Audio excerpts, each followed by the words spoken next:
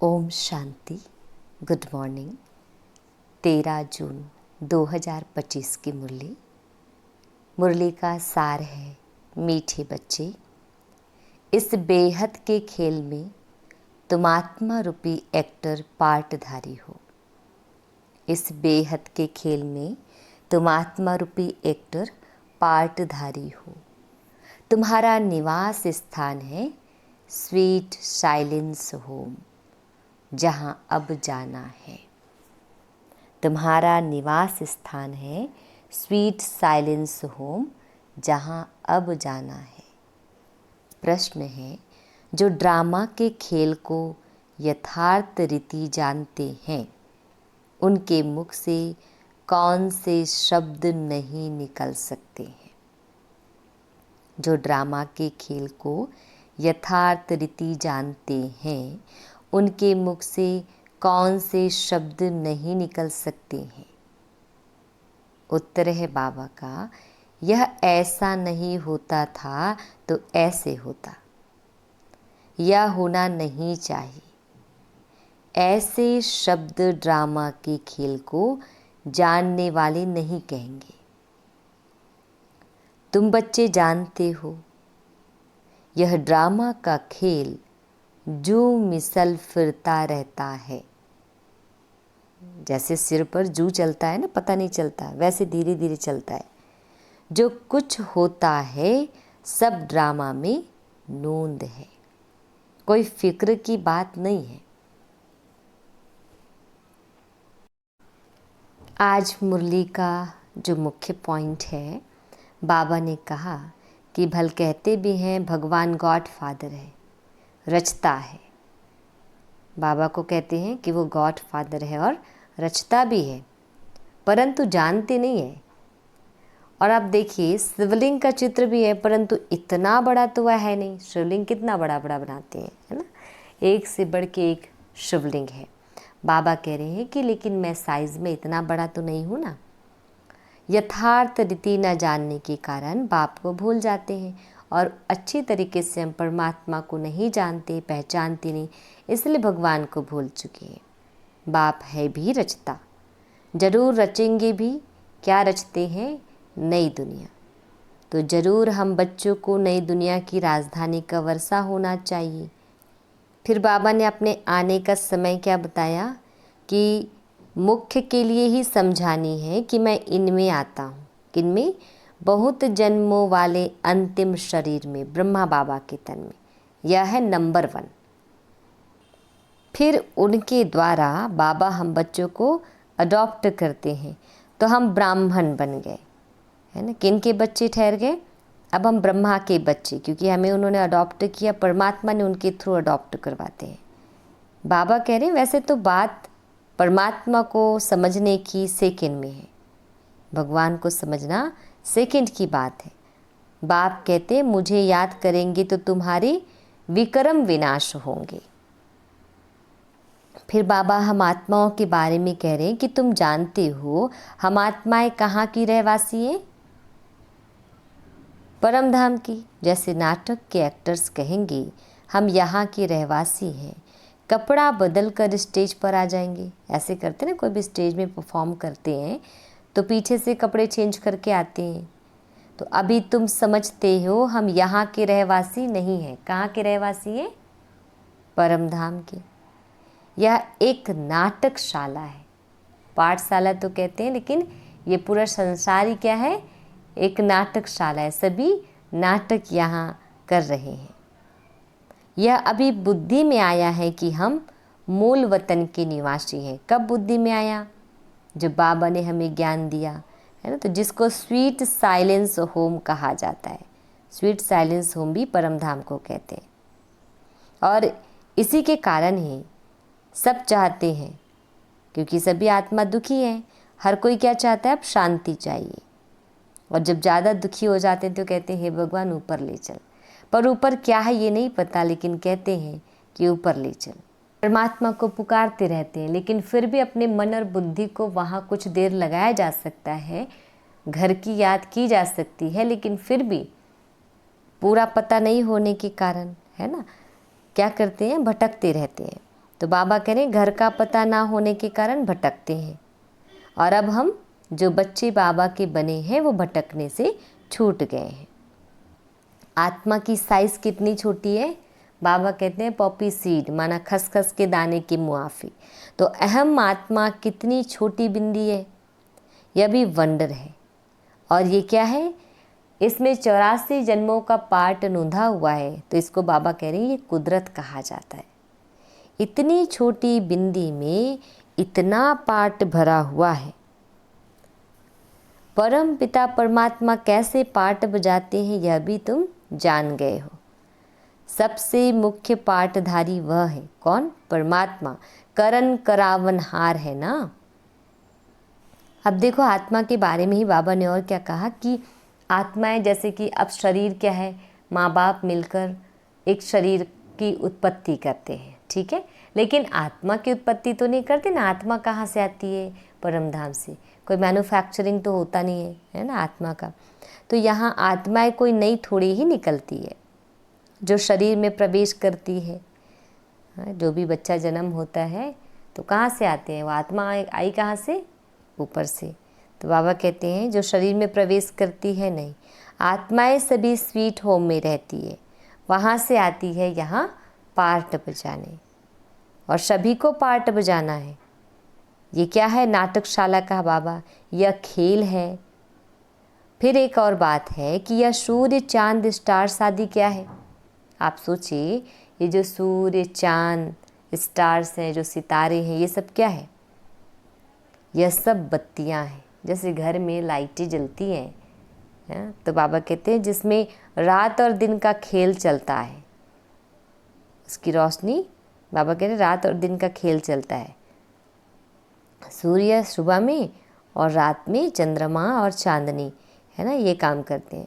तो कई कहते हैं सूर्य देवताए नमः, चंद्रमा देवताए नमः, परंतु वास्तव में यह कोई देवताएं हैं नहीं। वास्तव में क्या है? देवताएं ये नहीं है। बाबा कहते हैं इस खेल का किसको मालूम नहीं है। वास्तव में यह इस सारे विश्व नाटक के लिए बत्तियां हैं। ये क्या, कौन कौन सी चीज़ें बत्ती है? सूर्य चांद और सितारे, ये सब बत्तियां हैं। माना जब कोई स्टेज में परफॉर्म करता है तो उसमें कितनी लाइटिंग लगी होती है, बहुत फोकस लगता है ताकि प्रॉपर दिख सके। वैसे हमारे लिए अब सारे विश्व में नाटक कर रहे हैं तो ये पूरा स्टेज ही क्या है?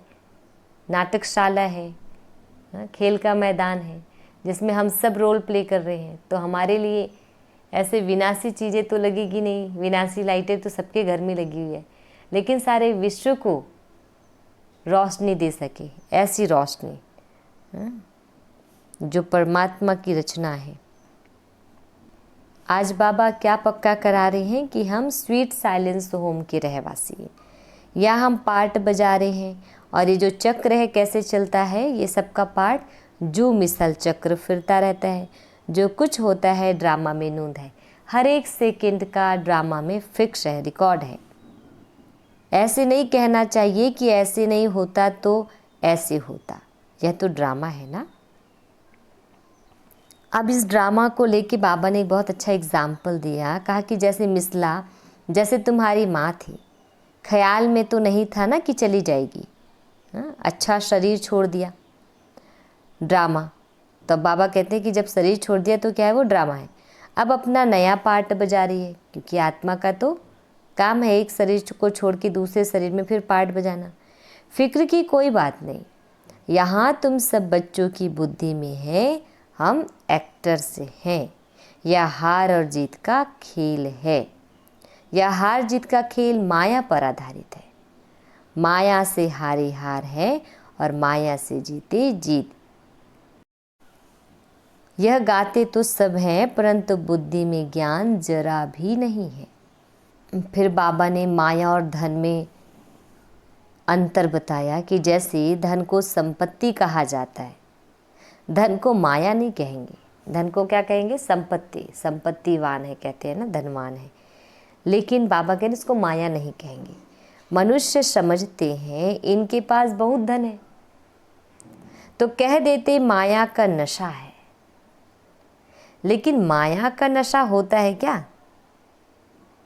माया को तो हम जीतने की कोशिश करते हैं, तो इसमें कोई भी बात में संशय नहीं उठाना चाहिए। कच्ची अवस्था होने के कारण ही संशय उठता है। बाबा कह रहे हैं कि शिव को भगवान कहते हैं और ब्रह्मा विष्णु शंकर को क्या कहेंगे? देवताएं। ऊंचते ऊंच भगवान उनको देह है नहीं। अब देखिए, जिसके तन पर परमात्मा का अवतरण होता है, पधरामणि होती है, तो बाबा कह रहे हैं कि वो भी आत्मा है और एक परमात्मा ही परमात्मा है। अब बाबा कह रहे हैं कि तुम जानते हो सर्व का सद्गति दाता एक ही बाप है, जगत का गुरु भी एक ठहरा। वानप्रस्थ में गुरु किया जाता है ना बुढ़ापे में, अभी तो छोटे को भी गुरु करा देते कि अगर मर जाए तो सद्गति को पाएंगे। बाप कहते हैं वास्तव में किसको भी गुरु नहीं कह सकते। गुरु वह जो सद्गति दे, सद्गति दाता तो एक ही है। पतित पावन एक ही बाप को कहते हैं, वह सबको वापस ले जाने वाला है। स्थापना भी करते हैं, सिर्फ सबको ले जाए तो प्रलय हो जाए, प्रलय तो होती नहीं। सर्वशास्त्रमयी शिरोमणि श्रीमद् भगवद गीता गाई हुई है। गायन है यदा यदा ही धर्मस्य ग्लानि। भारत में ही बाप आते हैं। बाप कहते हैं मुझे याद करो, फिर भी भूल जाते हैं। कहते हैं बाबा योग टूट जाता है। बाबा ने कहा है योग अक्षर निकाल दो, वह तो शास्त्रों का अक्षर है। बाप कहते हैं मुझे याद करो। याद नहीं करेंगे तो पद भी कम हो पड़ेगा, सजा भी खाएंगे। मैं कल्प कल्प तुमको कहता हूँ, माँ में कम याद करो, जीते जी इस दुनिया से मर जाओ। बाप की याद से तुम्हारे विक्रम विनाश होंगे और तुम विजयी माला का दाना बन जाएंगे। कितना सहज है। ऊंचते ऊंच शिव बाबा और ब्रह्मा दोनों हाईएस्ट है। वो पारलौकिक, परमात्मा पारलौकिक है और यह अलौकिक पिता है। बिल्कुल साधारण टीचर है। बाकी मुरली की तो हर एक पॉइंट मुख्य होती है। आप सभी मुरली पढ़ें। अच्छा, मीठे प्यारे बाबा हम बच्चों को विश कर रहे हैं। मीठे मीठे सिकिल दे बच्चों प्रति मात पिता बाप दादा का याद प्यार और गुड मॉर्निंग। रूहानी बाप की रूहानी बच्चों को नमस्ते। हम रूहानी बच्चों की रूहानी मात पिता बाप दादा जी को याद प्यार गुड मॉर्निंग और नमस्ते। शुक्रिया मीठे प्यारे बाबा, आपका लाख लाख शुक्रिया। धारणा के लिए मुख्य सार है, फर्स्ट पॉइंट है, बाप हमें ऐसे नए विश्व की राजाई देते हैं जिसे कोई भी छीन नहीं सकता। इस खुशी में खग्गियाँ मारनी हैं। सेकंड पॉइंट है, विजय माला का दाना बनने के लिए जीते जी इस पुरानी दुनिया से मरना है। बाप की याद से विक्रम विनाश करने हैं। बाबा हम बच्चों को वरदान दे रहे हैं, अपनी पावरफुल स्टेज द्वारा सर्व की शुभ कामनाओं को पूर्ण करने वाले महादानी भव। अपनी पावरफुल स्टेज द्वारा सर्व की शुभ कामनाओं को पूर्ण करने वाले महादानी भव। डिटेल है, पीछे आने वाली आत्माएं थोड़े में ही राजी होगी, क्योंकि उनका पार्ट ही कना दाना लेने का है। तो ऐसी आत्माओं को उनकी भावना का फल प्राप्त हो, कोई भी वंचित ना रहे। इसके लिए अभी से अपने में सर्व शक्तियाँ जमा करो। जब आप अपनी संपूर्ण पावरफुल महादानी स्टेज पर स्थित होंगे तो किसी भी आत्मा को अपने सहयोग से महादान देने के कर्तव्य के आधार से शुभ भावना का स्विच ऑन करते ही नज़र से निहाल कर देंगे। स्लोगन: सदा ईश्वरीय मर्यादाओं पर चलते रहो तो मर्यादा पुरुषोत्तम बन जाएंगे। सदा ईश्वरीय मर्यादाओं पर चलते रहो तो मर्यादा पुरुषोत्तम बन जाएंगे। अव्यक्त इशारे आत्मिक स्थिति में रहने का अभ्यास करो, अंतर्मुखी बनो। डिटेल है, जब सेवा की स्टेज पर जाते हो तो यह अनुभव होना चाहिए कि यह आत्माएं बहुत समय के अंतर्मुखता की रूहानियत की गुफा से निकलकर सेवा के लिए आई है। तपस्वी रूप दिखाई दे, बेहद के वैराग्य की रेखाएं सूरत से दिखाई दे। जितना ही अति रुहाब उतना ही अति रहम। ऐसी सर्विस का अभी समय है। अच्छा, ओम शांति।